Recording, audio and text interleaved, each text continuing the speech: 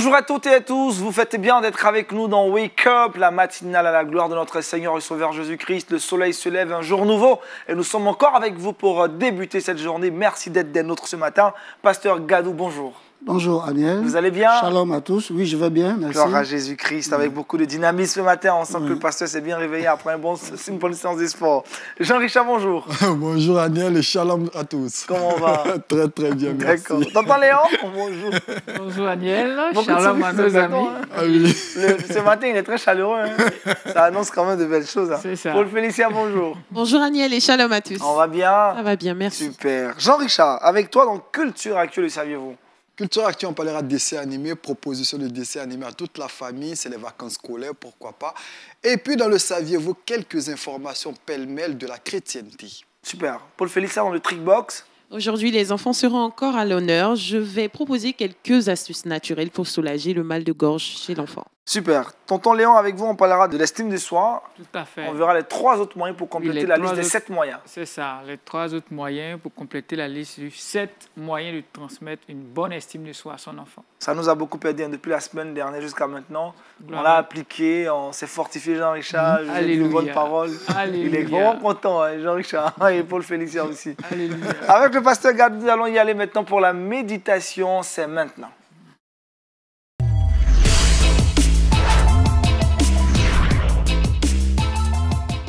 Nous poursuivons notre série d'enseignements sur les disciples. Sois un faiseur de disciples, c'est le thème. Aujourd'hui, le sous-thème, qu'est-ce qu'un disciple ou qu'est-ce que le disciple-là, pour être plus précis? Pasteur, nous sommes avec vous. Allez-y, pasteur. Merci. Shalom à toutes et à tous. Ce matin encore, nous sommes là pour réfléchir sur la parole de Dieu, entendre Dieu nous parler. Notre premier texte que nous allons lire, c'est dans Matthieu le chapitre 4, à partir du verset 19. Il est écrit, à partir du verset 18, « Un jour qu'il marchait au bord du lac de Galilée, il vit 2 frères, Simon, qu'on appelle aussi Pierre, et André, son frère, qui lançaient un filet dans le lac, car ils étaient pêcheurs. » Verset 19. Il leur dit, « Suivez-moi, et je ferai de vous des pêcheurs d'hommes. »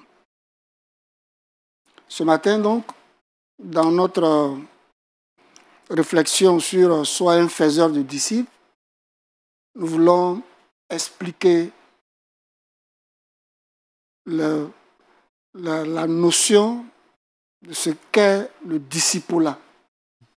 Il est bon que toi qui m'écoutes ce matin, toi qui me regardes, que tu saches ce que c'est que le discipulat. Dans ce texte que nous venons de lire, nous voyons Jésus qui commence son ministère. Au verset 17, la Bible dit, à partir de ce moment, Jésus commença à prêcher en public et à dire, changez, car le royaume des cieux est proche. Dans d'autres versions, c'est répentez-vous, car le royaume des cieux est proche. Donc Jésus est venu annoncer le royaume de Dieu. Jésus, et il est bon que nous le sachions, il est venu pour instaurer le royaume de Dieu. Et il poursuit, un jour, il trouve 2 frères sur leur lieu de travail. Parce que du point de vue professionnel, ce sont des pêcheurs. Des pêcheurs, ce sont des pêcheurs. Jésus les trouve sur leur lieu de travail, il annonce l'évangile, et il leur dit, suivez-moi. Suivez-moi et je vais faire de vous des pêcheurs d'hommes. Professionnellement, ils sont des pêcheurs et Jésus veut les transformer en des pêcheurs d'hommes. Il veut les transformer en des faiseurs de disciples. Nous disons donc que le disciple-là, c'est une relation volontaire avec le Christ. Le disciple-là, c'est entrer dans une relation. C'est un processus. L'expression « suivez-moi » sous-tend cela. Suivre quelqu'un suppose qu'on entre dans une relation avec la personne. Donc Jésus appelle Pierre, Simon, il appelle André dans cette relation. Toi qui as accepté le Seigneur en tant que nouveau chrétien, tu as donné ta vie au Seigneur, sache que tu es entré dans une relation avec le Seigneur. Donc c'est cela qu'on appelle le discipulat. Et il consiste à faire du nouveau croyant, de celui qui vient de donner sa vie à Jésus, à le rendre semblable à Christ.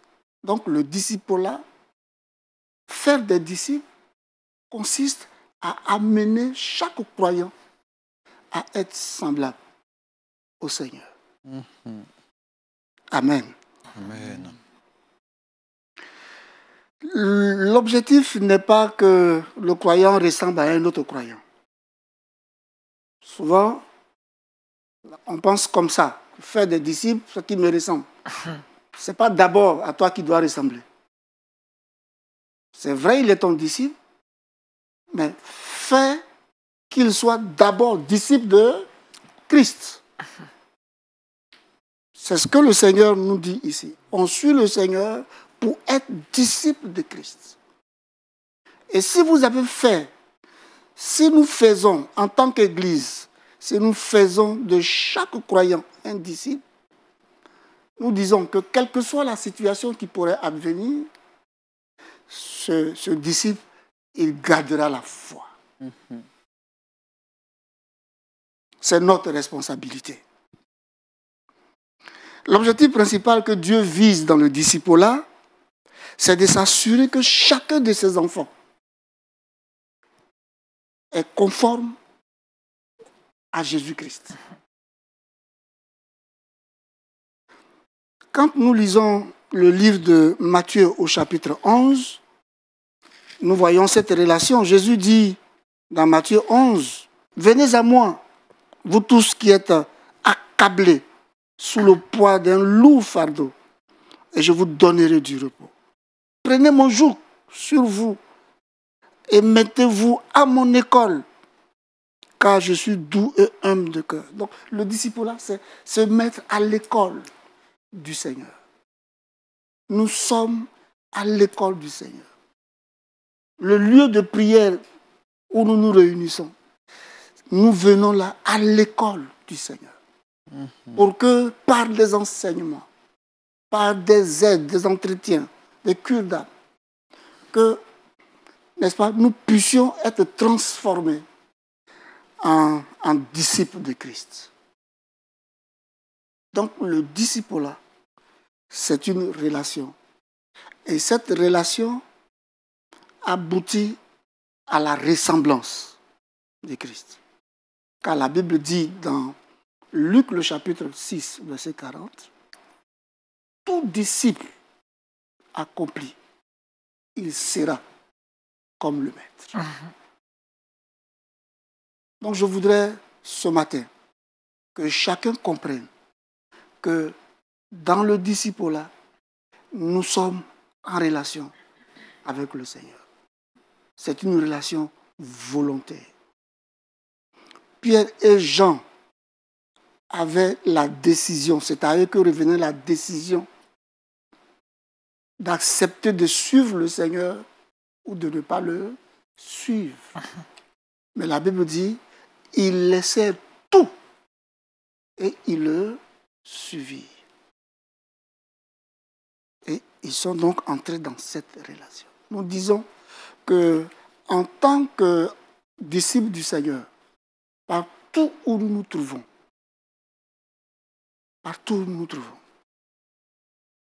nous devons faire des disciples. Vous savez, il y a une certaine pensée qui est véhiculée dans notre milieu, dans nos différentes églises. On dit souvent à ceux qui travaillent, qui sont dans des entreprises, à la fonction publique, on leur dit, bon, vous, comme vous travaillez, vous n'avez pas le temps, vous ne pouvez pas aller, donc donnez votre argent, et puis votre argent va aller pour vous. Non, ça rend... Ça court dans l'église. Mais c'est très mauvais. C'est très mauvais de dire cela. Parce que Jésus, c'est sur un lieu de travail qu'il a trouvé les premiers disciples. Donc quand on fait des disciples, il dit, vous êtes des pêcheurs, vous avez l'habitude de pêcher des poissons. Je vais me saisir de cela pour vous transformer en pêcheurs d'hommes, en faiseurs de disciples. Nos responsables, dans des secteurs d'activité différents, où se trouvent, ils doivent comprendre qu'ils sont des disciples pour faire des disciples. Des disciples sur leur lieu de travail. Des disciples dans le secteur d'activité où ils se trouvent. Mettre les nouveaux dans une relation avec le Seigneur. Avec comme objectif qu'ils soient semblables à Christ. Nous lisons notre dernier texte de ce matin, Romains le chapitre 8, verset 29. Car ceux qu'il a connus d'avance, il les a aussi prédestinés à être semblables à l'image de son Fils, afin que son Fils fût le premier-né dans plusieurs frères. Si tu es un enfant de Dieu et tu m'écoutes ce matin, sache qu'il y a une raison qui explique ta nouvelle naissance. Dieu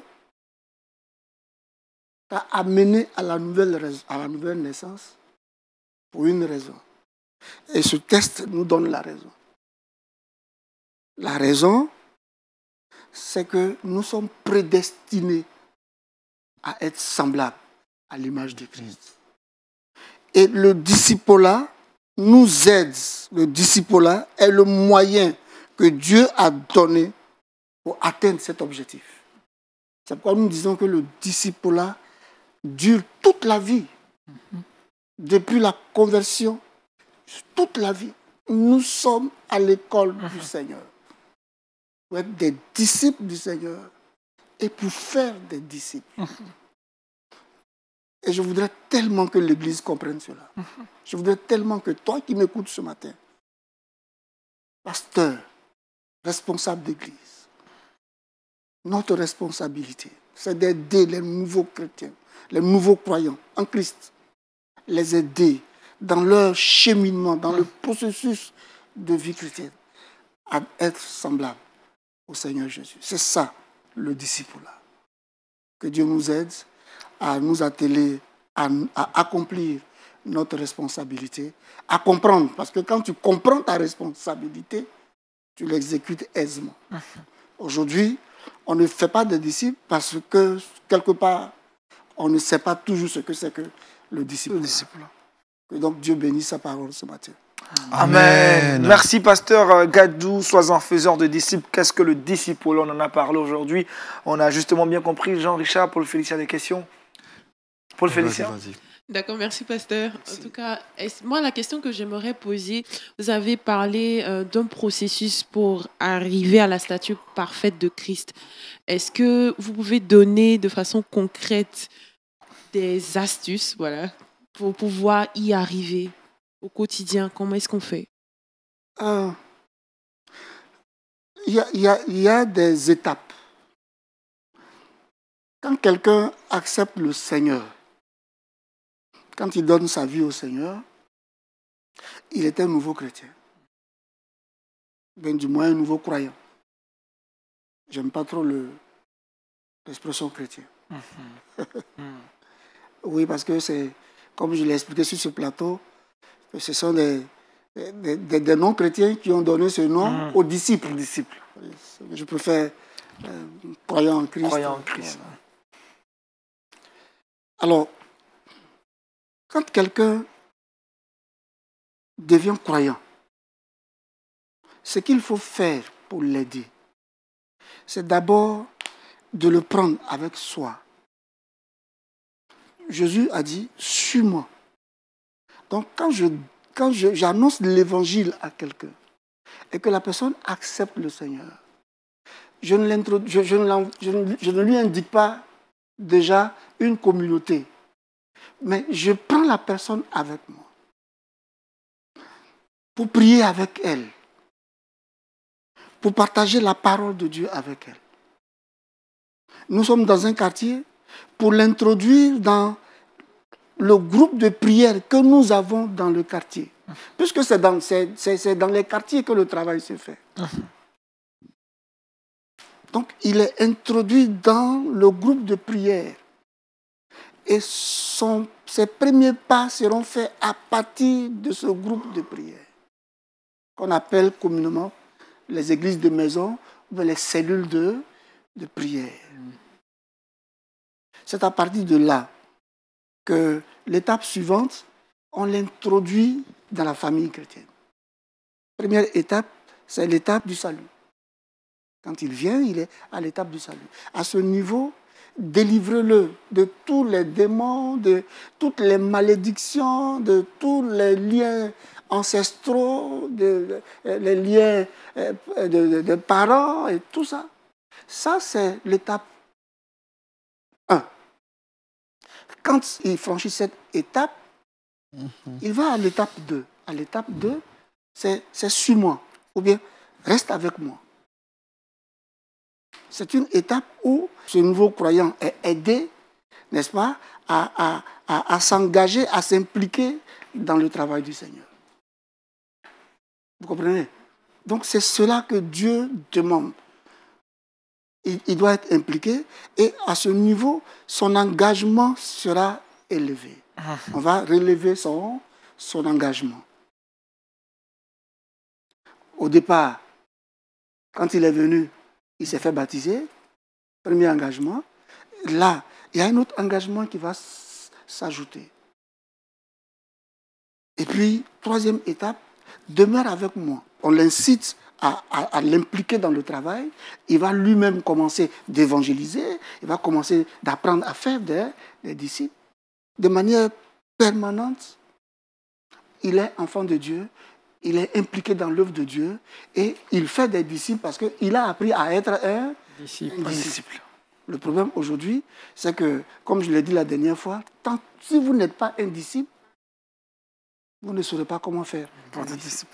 C'est un disciple qui fait des disciples. Merci, pasteur. Jean-Richard, question où le pasteur a répondu plus ou moins à ta question. Ah oui.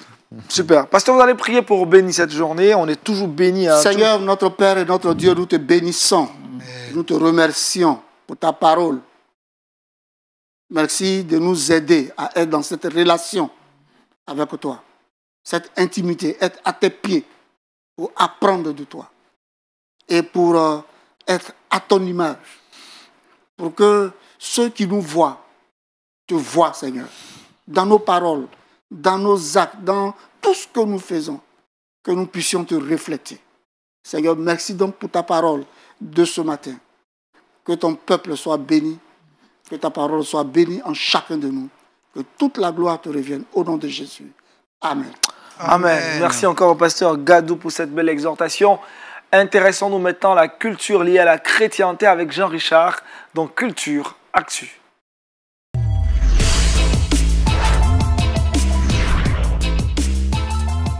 Avec Jean-Richard, c'est mercredi et mercredi, on est habitué à tout ce qui se rapporte aux enfants. Et tu nous parles aujourd'hui des dessins animés. Effectivement, proposition de dessins animés en ce jour pour toute la famille, notamment des dessins animés qui, je le rappelle, vous devez les regarder avec vos enfants pour en sortir des enseignements notamment. Et ces dessins animés, vous avez la possibilité de les retrouver assez facilement sur des plateformes de téléchargement gratuitement. Et le premier dessin animé que je présente se rapporte à l'histoire de Jésus. Le personnage de Jésus est un personnage qui a été usité par plusieurs producteurs de films au niveau des dessins animés qu'au niveau des films. Et ce dessin animé évoque les paraboles de Jésus. On sait que le ministère terrestre de Jésus a été émaillé notamment de paraboles, les paraboles des 10 vierges, le bon samaritain, le sémeur, la brebis perdue, le fils prodigue. Eh bien, ce dessin animé essaie de rapporter, d'expliquer plus ou moins ces différentes paraboles de notre Seigneur Jésus-Christ. Ça sera aussi le cadre idéal pour parler notamment de ces différentes paraboles qui ne sont pas toujours très explicites pour certains. Vous pourrez en parler notamment, en discuter avec vos enfants. C'est le premier dessin animé que je présente. Le deuxième, c'est Néhémie et les murs de Jérusalem, un dessin animé de 26 minutes. On sait que l'histoire de Jérémie est une histoire truffée d'enseignements, personnage important qui aura réalisé d'énormes choses. Et à travers ce dessin animé, vous pourrez également discuter sur la vie de ce personnage emblématique. Et puis le dernier dessin animé que je présente, c'est Les Apôtres, sorti il y a de cela quelques années, 44 minutes. Un dessin animé qui nous plonge dans la vie au quotidien des apôtres de notre Seigneur Jésus-Christ. Voici donc en quelques mots les différents dessins animés que je tiens à présenter en ce jour. Le premier, les paraboles de Jésus. Le deuxième, Néhémie et les murs de Jérusalem. Et puis le dernier, Les Apôtres. On regarde quelques séquences de ces différents dessins animés. Je vous en prie, messieurs, pourriez-vous trouver dans vos cœurs purs de quoi aider un pauvre vieil infirme qui fait la manche? De l'or ou de l'argent, je n'en ai pas. Mais ce que j'ai, je te le donne. Au nom de Jésus-Christ de Nazareth, marche. Venez voir, il se passe quelque chose. Cet vieil infirme. Comment est-ce possible? C'est incroyable, il marche. J'arrive pas à le croire. Mais cet homme était infirme depuis sa naissance. Ça alors.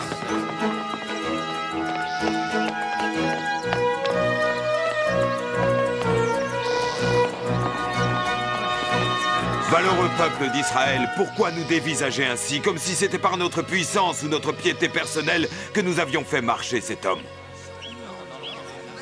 Le Dieu d'Abraham, d'Isaac et de Jacob, le Dieu de nos pères, a glorifié son serviteur Jésus. Ces miracles, nous les accomplissons en son nom. Simon-Pierre était pécheur sur le chemin du Seigneur. Il annonçait la bonne nouvelle et prêchait pour ses fidèles. Mais lorsque je reviendrai, je ferai les comptes. Je veux qu'elles se multiplient.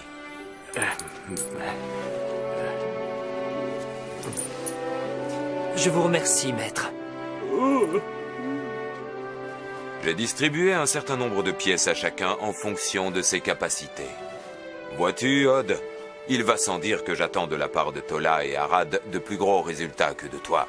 C'est normal car ils ont reçu plus. Cependant, si tu fais prospérer cette simple piécette d'argent, la récompense que tu recevras sera la même que la leur. Je t'en donne ma parole d'honneur. Tout ce que j'attends de vous, c'est que vous donniez le meilleur de vous-même. Chacun de vous m'est très cher. Vous êtes comme mes enfants.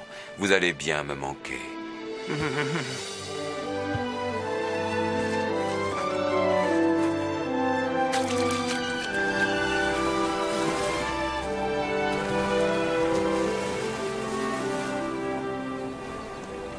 Tu sais quoi, Hod? Si tu veux, je me ferai un plaisir de t'aider. Et moi aussi. Oh non! Je connais trop le caractère du maître. Je ne veux pas risquer de perdre cette pièce. Non, non, pas question. Et puis d'ailleurs, je crois que je vais l'enterrer. Et tout de suite. Et quand mon maître rentrera, j'irai la déterrer. Et il pourra récupérer son cadeau. C'est une grave erreur qu'il commet. Pour qu'il s'en... Pendant des années et des années, nous fûmes esclaves à Babylone. Mais nos pensées et nos cœurs étaient à Jérusalem. Toujours à Jérusalem. Et puis c'est arrivé. Une glorieuse nuit, les armées de Perse entrèrent à Babylone et surprirent l'oppresseur. Ils prirent le pays. Lorsqu'ils entrèrent triomphants, nous nous demandions comment ils allaient nous traiter. À notre surprise, le grand roi Darius de Perse proclama que les Juifs étaient libres de rentrer à Jérusalem. Comme je servais le roi, je ne pus rentrer avec les autres. Des voyageurs me dirent que le temple était reconstruit, mais les murs étaient toujours en ruine. Alors je me mis à prier. S'il te plaît, mon Dieu, permets-moi de retourner à Jérusalem afin de reconstruire les murs. Amen. Dieu écouta ma prière, et me voici maintenant. Et il m'a confié une grande et puissante mission. Et maintenant, voyez-vous, mon peuple doit dès aujourd'hui reconstruire les murs et les renforcer afin qu'aucun ennemi ne vienne plus jamais attaquer. Maintenant, je comprends pourquoi il faut reconstruire. Je suis prêt à l'aider. Si on s'y met tous ensemble, ça ne prendra pas longtemps, pas vrai? Hé, Gizmo, qu'en penses-tu? Tu es sûrement le plus fort de tous. Prêt et décidé. Oh là là, mes pauvres ressorts.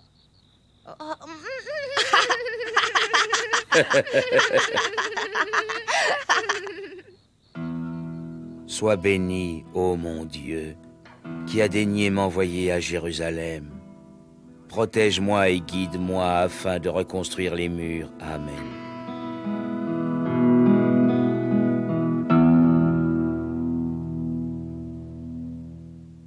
Merci Jean-Richard pour ces différentes séquences, de quoi nous permettre de retrouver assez facilement ces films là, sur les différentes plateformes de téléchargement légal.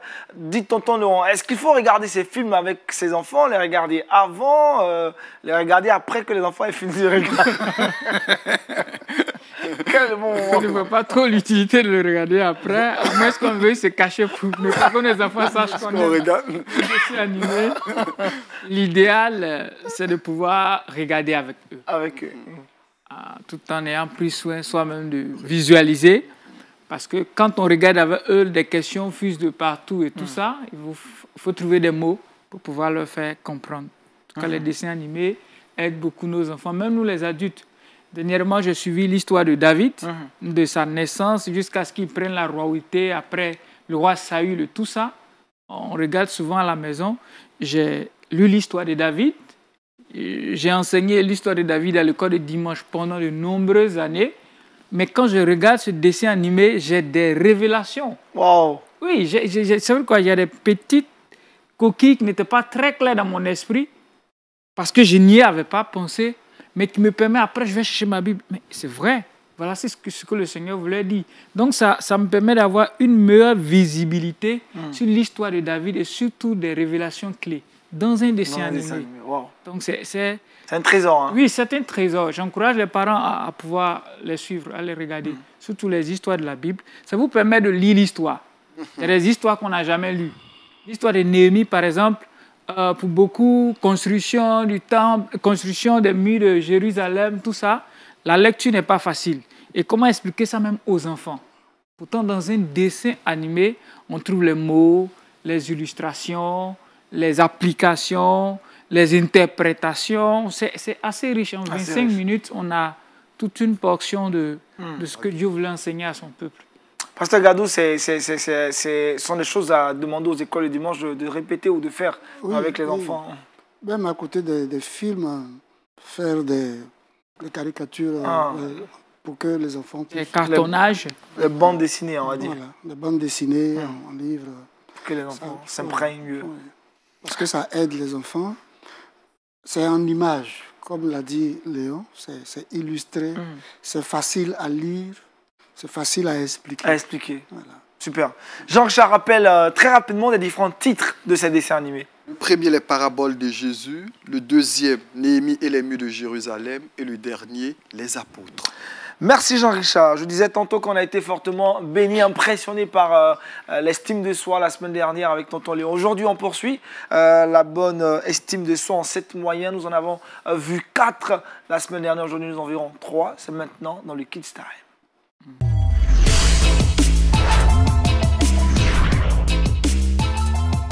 Suite et fin, tonton Léon, de cette thématique sur la bonne estime de soi, ou disons la bonne transmission de l'estime de soi aux enfants. On en a vu 4 la semaine dernière. Je ne demanderai pas à Jean-Richard et à Paul Félissa de faire un rappel. Je suis certain qu'ils aient bien retenu la leçon. On va poursuivre sur les 3 autres. L'amour qui est indéniable. L'amour des 3 autres enfants. D'accord. Tu as déjà dit qu'on n'allait rien retenir. Déjà ça, on a vu qu'on n'allait pas déclarer des paroles comme ça. Mais... tu vas me montrer le contraire. parfait. Tonton Léon, on vous écoute. C'est mieux parce que Mélissa veut philosopher alors qu'elle arrête. D'accord. Merci bien, Agnès. J'espère que papa et maman ne se battent pas à la maison sur ces principes-là, comme vous êtes en train de les faire, mais qu'ils essaient de travailler ensemble pour le bien de leur tout petit. Alors, nous avons vu 7 moyens de transmettre une bonne estime de soi à son enfant. Donc, on a vu d'abord « je t'aime » de façon concrète. Ce sont des étreintes, les câlins, les prendre dans les bras et tout ça. Après, j'appartiens à une famille. L'idée d'appartenir à une famille est assez importante puisque la famille est la cellule de base de toute société. Qui grandit sachant qu'il appartient à une famille, ça l'aide à avoir une meilleure relation avec la société. Tu es capable pour l'encourager, le motiver dans toutes ses capacités, lui montrer aussi qu'il a des limites et qu'il peut les franchir. Quatrièmement, on a vu « je crois en toi ». Croire en l'avenir de nos enfants, même si aujourd'hui, les résultats qui nous montrent nous font peur quant à l'avenir. Ils doivent savoir que papa me fait toujours confiance. C'est un peu l'histoire du fils prodigue. Il est parti, mais c'est parce qu'il sait que son père croit en lui que retourner à la maison au lieu d'aller ailleurs était la meilleure solution. Et il est retourné, c'était la bonne solution à prendre. Donc nos enfants, c'est ça, ah, papa croit en moi. Donc pour papa, je dois faire ceci. Pour papa, je dois faire cela. Ça les motive dans différents domaines de leur vie. Donc c'était les 4 moyens. Aujourd'hui, nous allons voir les 3 derniers pour pouvoir conclure. Si vous permettez encore une petite histoire pour pouvoir débuter. Voilà, la dernière fois, on a donné une belle histoire du roi, de ses jumeaux qui ont grandi mais qui étaient formidables. Voici une jeune fille, une belle jeune fille qui a grandi, qui est adolescente, ravissante. Et quand elle sort de la maison, on l'aborde partout. « Maman, mais tu es jolie, tu es belle », on lui demande son numéro. Un peu une sorte d'harcèlement que connaissent la plupart de nos jeunes filles, de nos adolescentes. Et les gens ont commencé, les jeunes ont commencé, « Non, tu es orgueilleux », puisqu'à chaque fois, elle leur disait non. Non. Non, tu es orgueilleux, tu es gonflé, tu ne vas pas avoir de mari, tu vas rester vieille fille, toutes sortes de mots. Une fois elle passait, il y a un groupe de jeunes, ceux qui l'en mettaient, ils étaient tous là. Et il y a un qui dit, lui, il est courageux, il va venir. On lui a dit, non, c'est une fille, il ne faut pas essayer. Il est venu. Il dit, mais est-ce que tu sais que tu es belle? Parce qu'il est un beau parleur. Et ça marche avec les filles.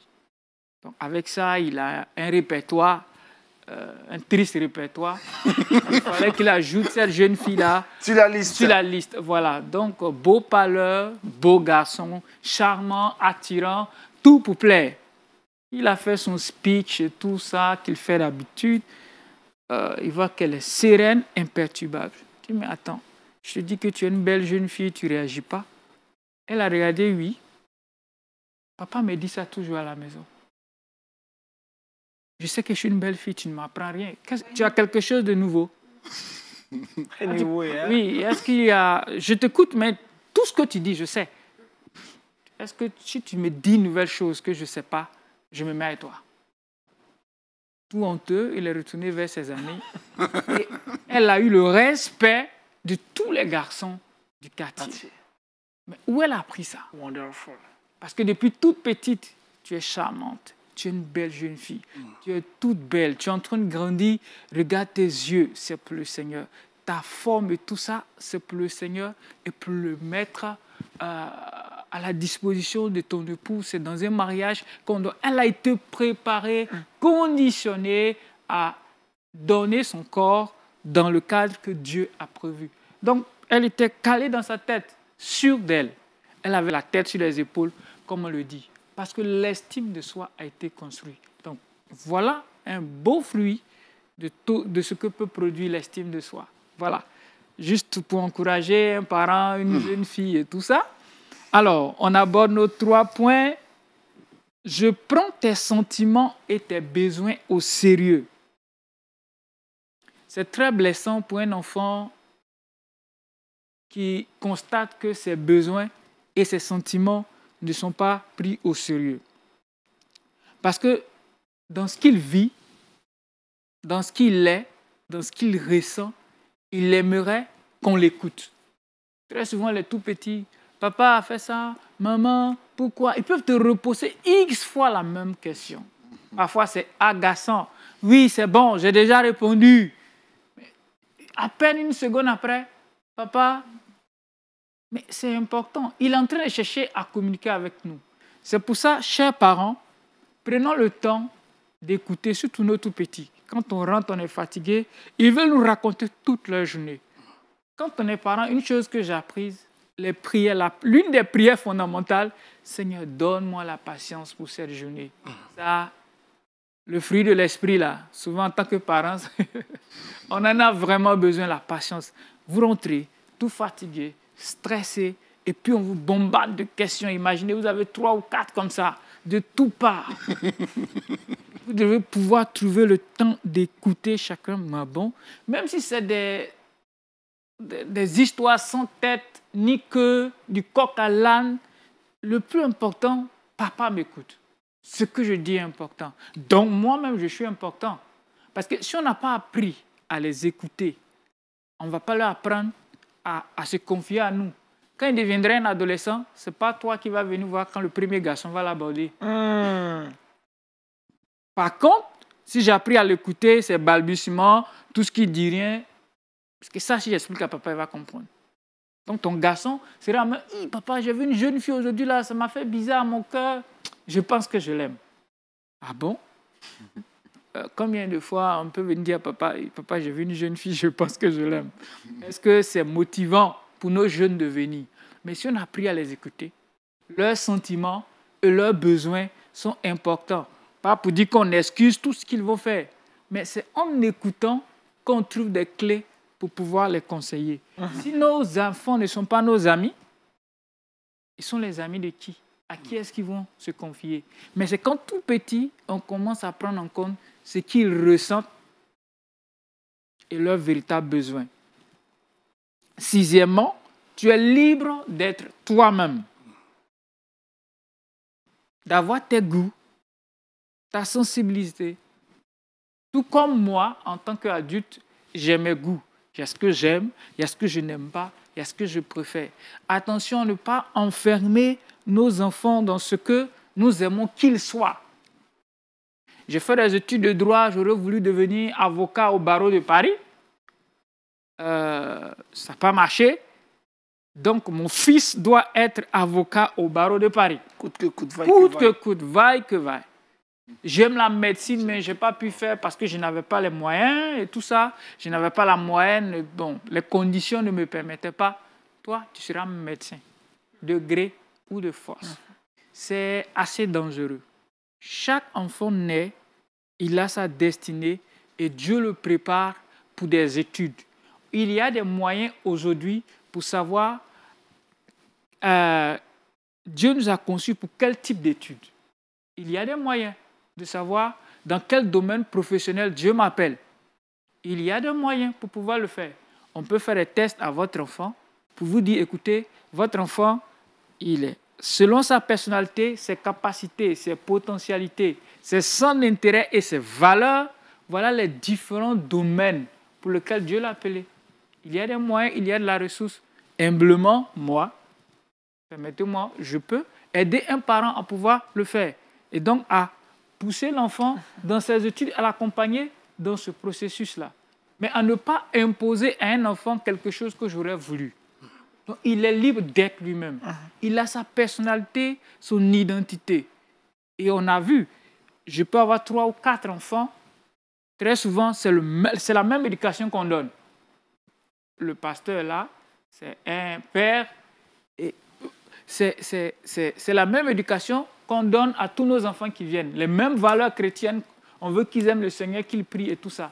Mais vous allez voir que les réactions des enfants par rapport à l'éducation qu'on leur donne sont différentes. Vous allez voir que tel, ça va tout de suite aller. Il va tout de suite accepter les valeurs et les principes. Mais il y a certains comme Aniel, ça passe difficilement. Merci pour l'exemple. Aniel avec eux, je ne parle pas de toi. En fait, tu t'es reconnu dedans. Non, laisse tomber ça. Pour certains, ce sera difficile. On va dire, mais cet enfant, il est possédé, mais cet enfant... Vous allez réaliser que l'enfant, avec lequel, ça c'est un petit conseil que je donne aux parents, regardez bien, l'enfant avec lequel vous avez plus de défis, c'est l'enfant qui vous ressemble le plus.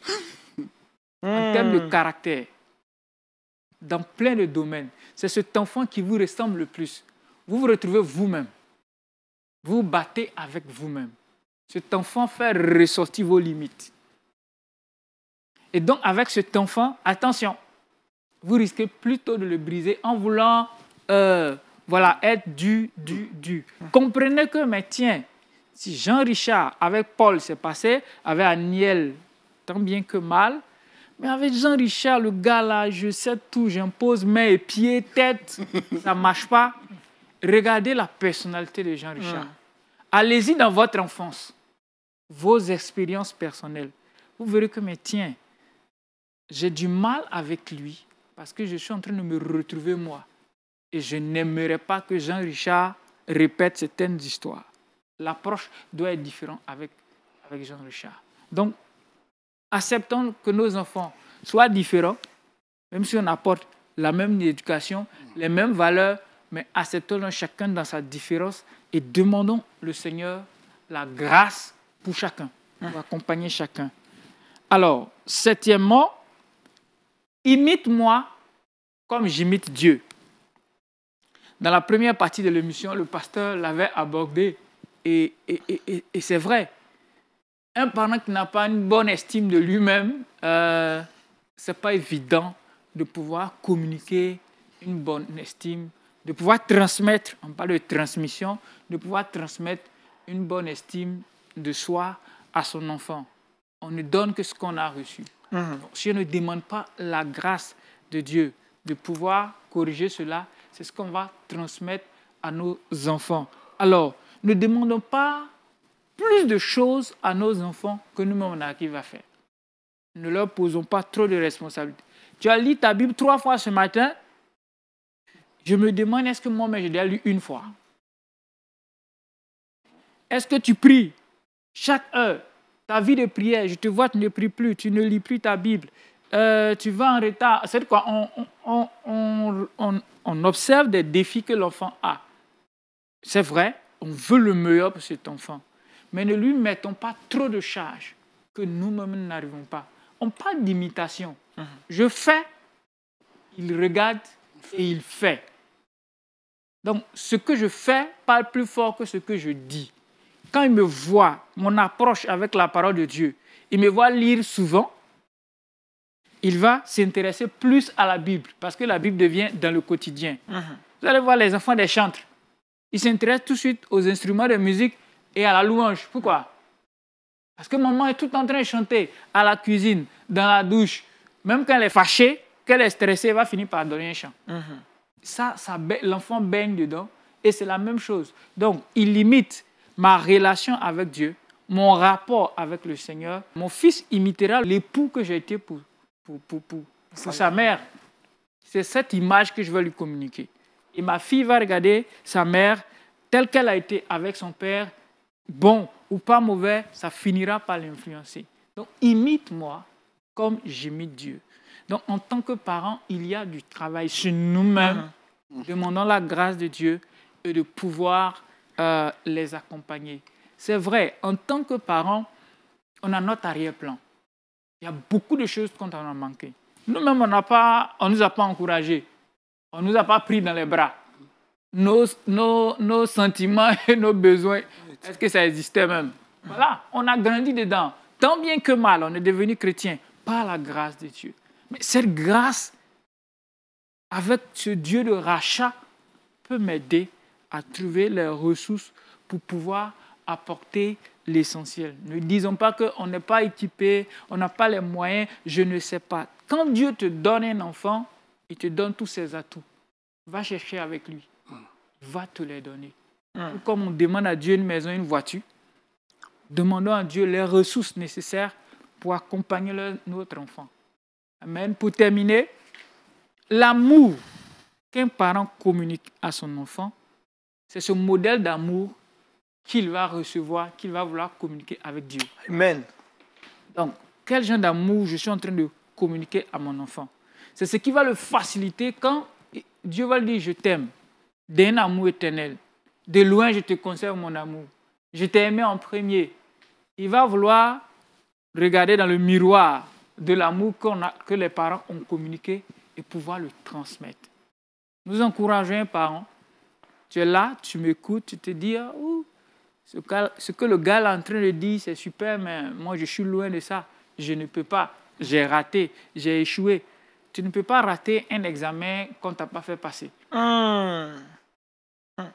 C'est nouveau pour toi, ces choses. Peut-être les ça aussi.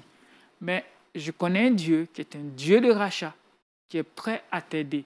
Si tu as donné des enfants, c'est parce qu'il te fait confiance. Retourne vers lui. Compose avec lui. Tu verras un changement, une transformation et il te donnera des principes pour les contextualiser dans ta famille et dans ta maison. Amen. Que Dieu bénisse nos amis et leurs parents. Amen. Merci beaucoup, tonton Léon, pasteur Gadou. Rapidement, c'est ce qui a été dit. Ça demande beaucoup d'efforts finalement, l'estime de soi, pour les enfants. Non, mais c'est un domaine très important. Parce que pour le développement même de l'être, il est important d'intégrer cela à la vie de l'enfant, à la vie de tout un chacun. Donc, pour que chacun puisse se développer, c'est bon de prendre ce que le frère Léon vient de dire en considération. C'est vraiment très important. Merci, pasteur, pour votre avis sur la question. Avec Paul Félicia dans le Trickbox, on parle toujours des enfants, des astuces pour soulager la douleur dans le Trickbox.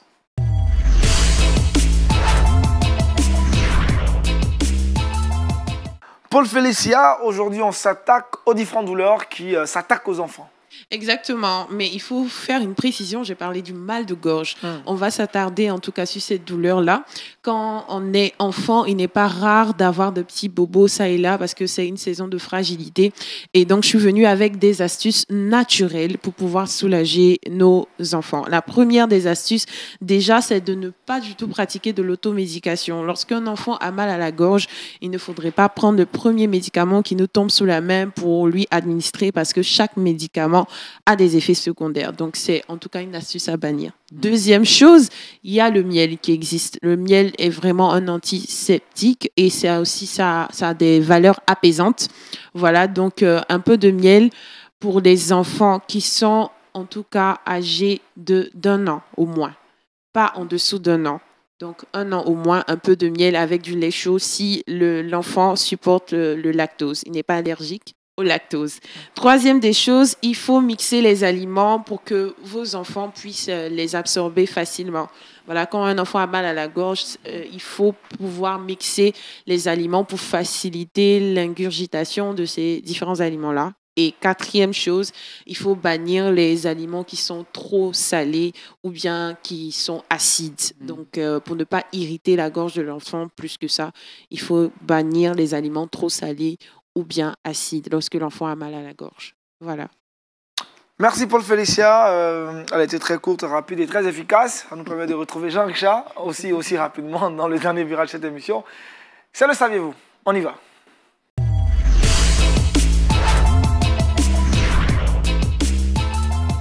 Avec Jean-Richard, on ne se fatigue plus maintenant, on est dans les infos pêle-mêle, on rassemble toutes les infos qui vont nous aider à aller de l'avant. Tout d'horizon.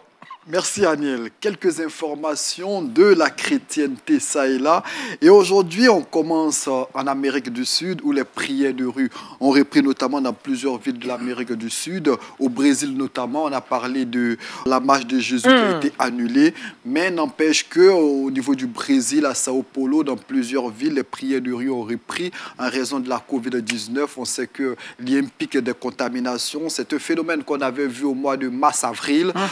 Plusieurs prières dans différentes villes du pays, notamment pour implorer la présence du Seigneur Jésus-Christ, sa grâce également. Mais face au pic de contamination, eh bien, ces prières ont repris, comme au Mexique également, comme vous le voyez sur ces images. Du côté des États-Unis, c'est des prières qui ont repris, notamment dans certains centres de santé, dans les centres hospitaliers universitaires. On sait que les États-Unis sont soumis à rude épreuve en raison de cette Covid-19. La situation est difficile. Eh bien, dans les centres de santé, les prières qui ont repris. Il y a certains pasteurs, comme vous le voyez sur ces images, qui apportent des prières, des moments de prière, qui essaient de prier avec le corps médical pour fortifier ces personnes qui traversent aussi des moments assez difficiles en raison de cette crise sanitaire.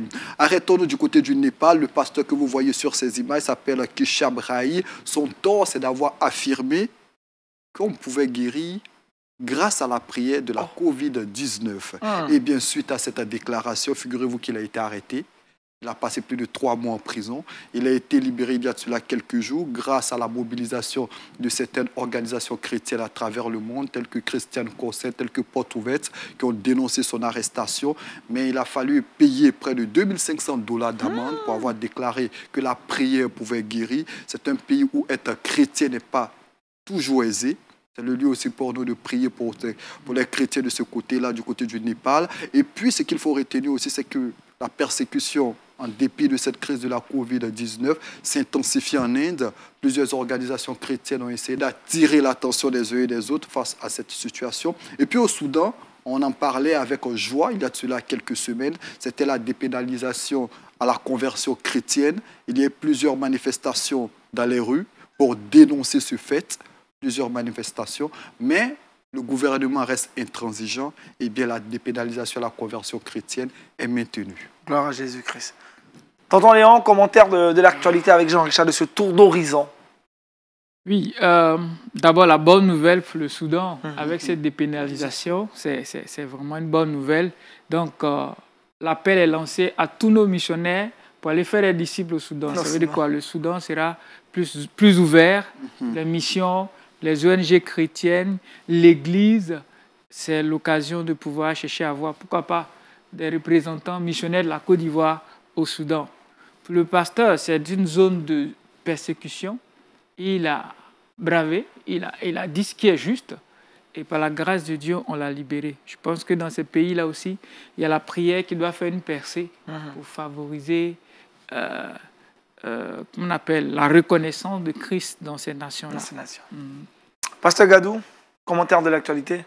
Oui, mais c'est vraiment touchant par rapport à l'information sur le pasteur. Mais ça fait partie de ce que le Seigneur a dit, sa parole. Heureux serez-vous lorsqu'on vous persécutera, on vous maltraitera à cause de mon nom. Donc, je crois qu'il doit rester heureux d'avoir connu cette persécution. Ça montre qu'en tant que pasteur, nous devons confesser ce que nous avons à confesser. Amen. Appel à la prière donc, pour les chrétiens qui sont en Inde, au Népal et même pour le Soudan, pour que le gouvernement reste toujours sur sa position. Effectivement. Paul Félix a le verset boussole. Romains chapitre 8, verset 29. Ceux qu'il a connus d'avance, il les a aussi prédestinés à être semblables à l'image de son Fils, afin que son Fils fût le premier-né entre plusieurs frères. L'objectif, c'est d'être des disciples et d'en faire aussi autant. Et c'est ce que le pasteur, sans cesse, ne manque pas de nous le rappeler à chaque fois qu'il est sur ce plateau. Merci encore, pasteur Gadou, pour cette exhortation ce matin. Merci aussi à tonton Léon, on a été bénis par la bonne estime. Merci à Paul Félicia, à Jean-Richard Nguécan, à toute l'équipe de réalisation de Wake Up. On a pris du plaisir à être avec vous ce matin. Bonne journée à toutes et à tous et bonne suite de programme sur CLM TV. La vie chez vous. Shalom.